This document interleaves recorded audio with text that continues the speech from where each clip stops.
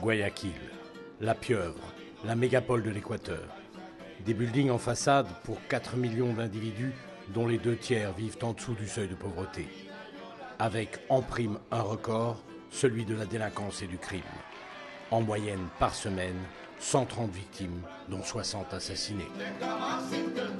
Guayaquileños, del Guayaquil que no teme, que nunca tendrá miedo y que solo tiene miedo de aprender a tener miedo.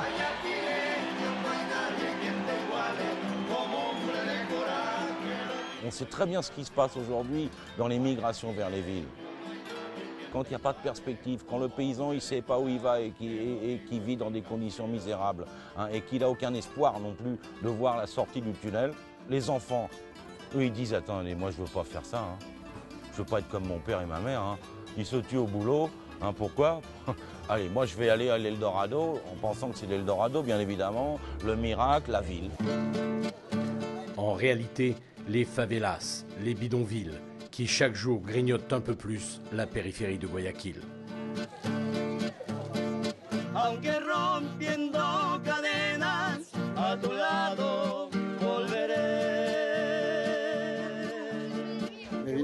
Je suis venu de la campagne trouver du travail ici car mes parents ont dû vendre leur ferme pas cher et que j'avais plus de boulot. Moi, je suis venu avec lui pour essayer de construire un futur meilleur, mais sans travail. Regardez comment on vit. On me paye entre 60 et 70 $ par semaine, mais ça ne suffit pas, même pas pour manger. Surtout pour 10 personnes qui vivent ici dans à peine 30 mètres carrés. Le fleuve, lui, fournit l'eau et sert en même temps de tout à l'égout. À la saison des pluies, on n'y dort même pas au sec. Le monsieur qui voulait la ferme de mon père l'a eu pour vraiment pas cher. Du coup, nous, on n'avait plus rien et on s'est retrouvés sur les routes, sans terrain, avec juste nos affaires. Si on veut habiter à la campagne, vous savez, il faut être propriétaire. La campagne est très agréable. On peut élever des animaux, faire des récoltes. C'est mieux que la ville, car on a des légumes frais. Mais pour ça, il faut que la terre vous appartienne.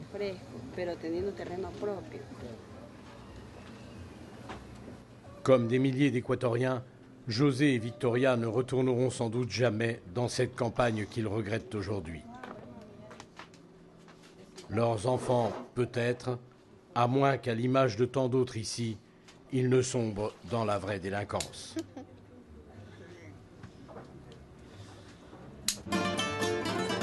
Et pour l'instant, la seule réponse à cette délinquance, ce sont les armes. Des armes qui conduisent irrémédiablement à l'escalade du conflit social.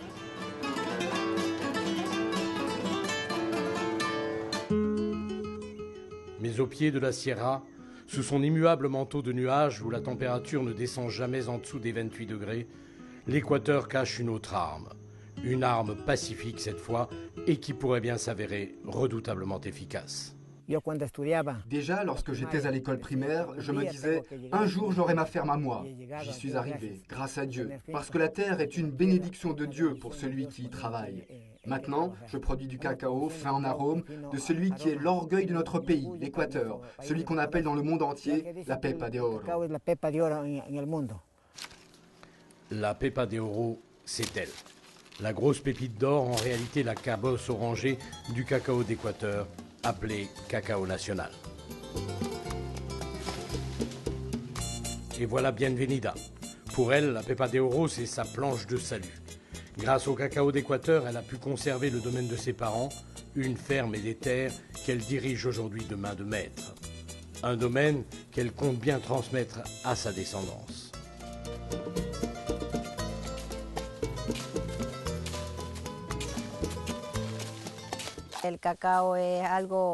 Ici, le cacao, c'est l'or à la portée de tous, et surtout des enfants, car ils sont nés dedans et qu'ils y ont déjà tout appris.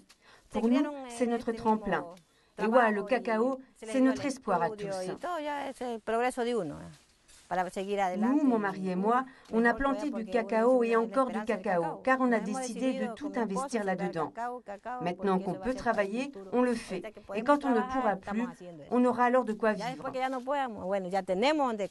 Et pour moi, le cacao est plus que ça, car il m'a permis d'être une femme indépendante et fière de l'être. Et avec ça, j'ai tout dit.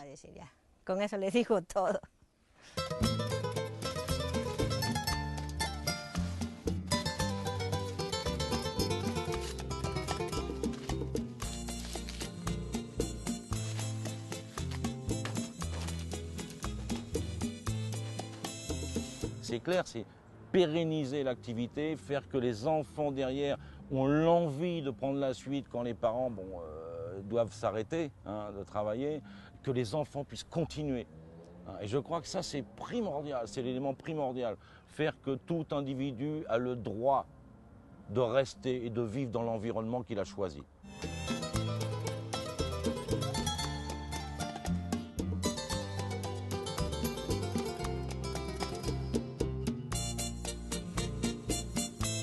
Et voilà Rosa, le nez du cacao d'Équateur, à la fois taste cacao et cacaologue. Des mots qui n'existent certes pas encore, mais qu'il faudrait inventer pour elle. Responsable de la qualité et de la qualification des arômes uniques d'Équateur, elle est experte en son genre de la Pepa de Oro. Aujourd'hui, et comme elle le fait souvent, Rosa rend visite à une famille de producteurs aux confins de la Sierra. Ici, comme dans les autres plantations de cacao, son rôle est de sélectionner les espèces, de repérer les arbres qui méritent l'appellation nationale et de contrôler la qualité lors de la récolte. On prend la cabosse, on l'ouvre, on la goûte, on déchire la fève et on la mâche. Et quand on la mâche, il en sort un petit arôme qui devient un parfum. Et là, on se rend compte que c'est une saveur florale. On le sent dans toute la bouche et ça inonde les papilles gustatives.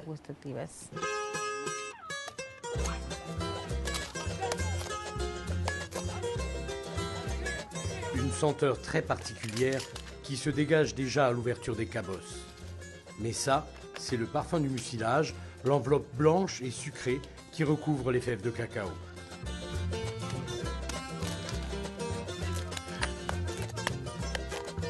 Pour Rosa et Bienvenida, ce parfum est déjà le présage de la qualité des fèves. Mais l'appellation cacao national se repère déjà bien avant.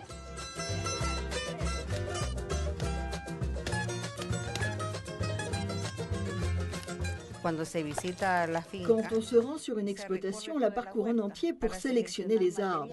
Il faut qu'ils aient les caractéristiques de l'appellation cacao national. Premier signe pour nous, la fleur. Elle est toute petite. Et en examinant les étamines, on se rend compte qu'elles ont une coloration rouge. Ça, c'est une bonne indication pour savoir si l'arbre a du sang de cacao national dans ses veines. Le cacao national, c'est le patrimoine d'ici. C'est leur patrimoine. Ce n'est pas quelque chose qui a été importé par des instituts du monde qui ont importé des variétés ici en disant on va cultiver effectivement ce cacao-là. C'est le cacao, le patrimoine de l'Équateur. C'est très important.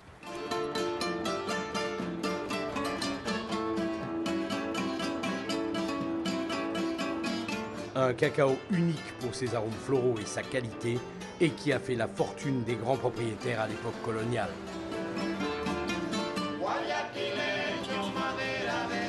À l'Université agronomique de Guayaquil, Wilson Montoya, professeur d'histoire de l'agriculture, s'est spécialisé dans l'histoire du cacao.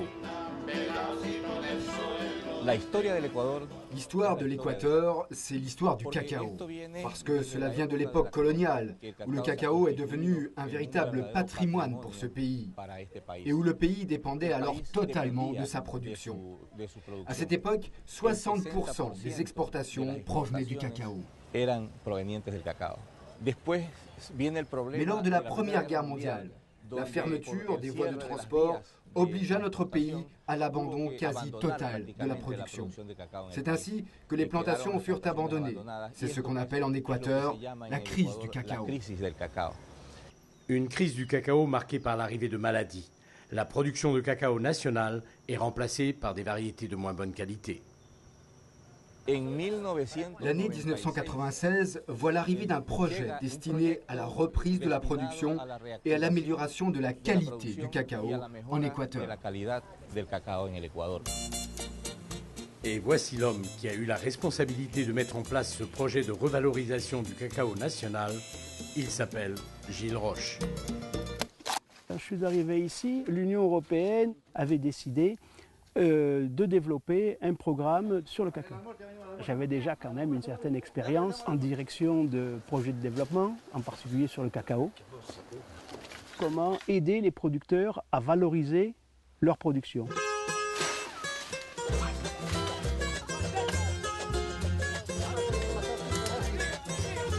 Pour Gilles Roche, c'est un pari. Mais les atouts sont là. Un cacao exceptionnel et un potentiel humain prêt à l'exploiter. Il faut faire vite, car il n'y a déjà plus beaucoup de gens dans les campagnes et l'exode vers les villes semble inexorable.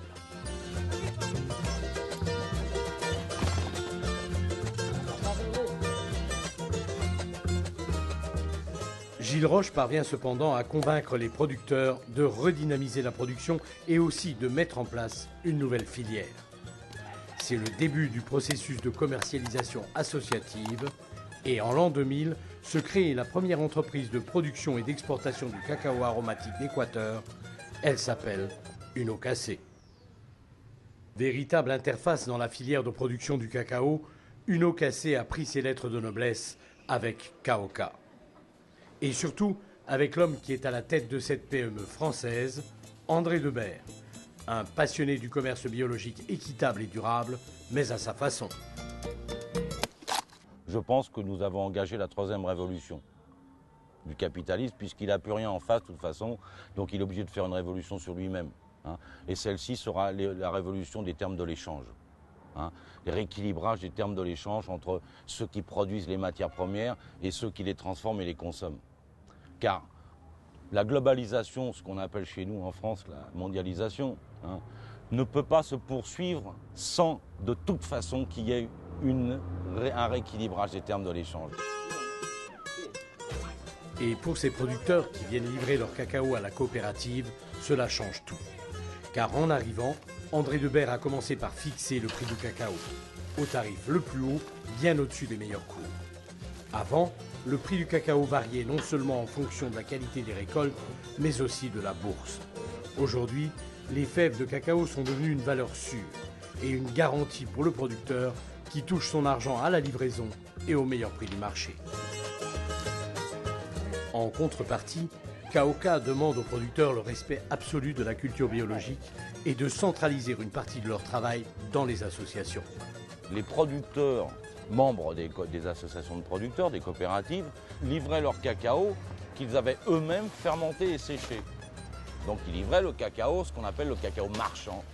On s'est rendu compte quand même relativement rapidement qu'on allait être bloqué dans notre recherche d'amélioration qualitative du cacao qui était effectivement exporté par Unocacé vers Caoca. Tout ça pour une simple raison, c'est qu'en fait nous n'arrivions pas à avoir une homogénéité de la qualité.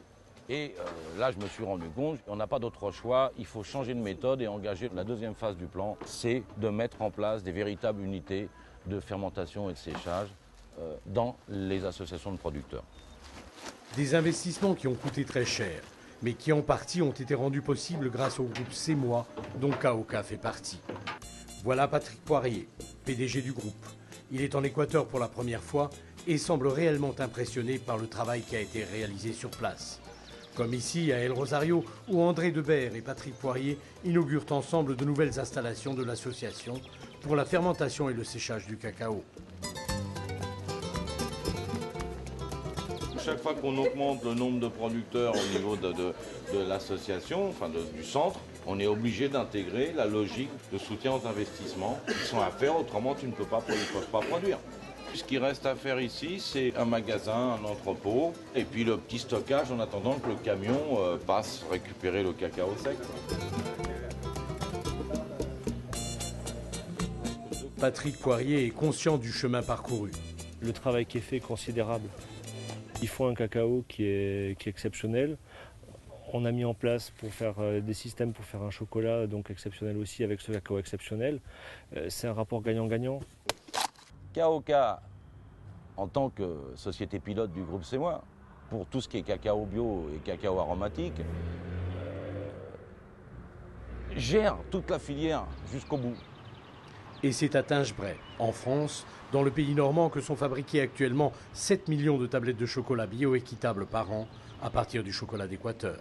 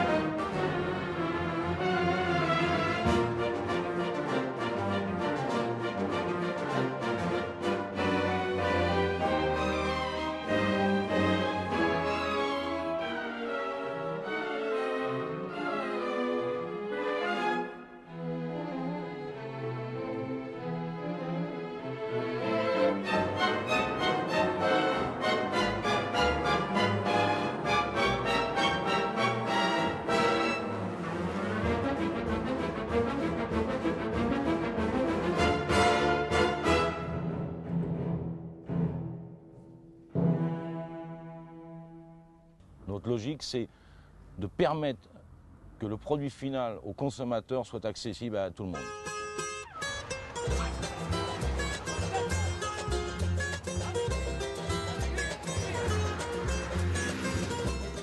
Retour en Équateur, où le syndicat des artisans chocolatiers français a choisi de faire cette année son voyage de découverte. Parmi les visiteurs de l'incontournable coopérative Uno Cassé, les vedettes du chocolat artisanal. Le cacao d'Équateur, de toute évidence, est l'un des meilleurs cacao au monde. Et c'est aussi pour cette raison qu'on est là aujourd'hui. Évidemment, le cacao d'Équateur, c'est un de mes préférés, parce qu'il a cette typicité florale qui est très plaisante au palais. Une typicité florale qui singularise le cacao d'Équateur, mais qui aujourd'hui n'est plus simplement le fruit du hasard. Avec l'aide de Rosa, André Debert a donc concentré tous ses efforts sur cette particularité de la Pepa de Oro. Avec Rosa,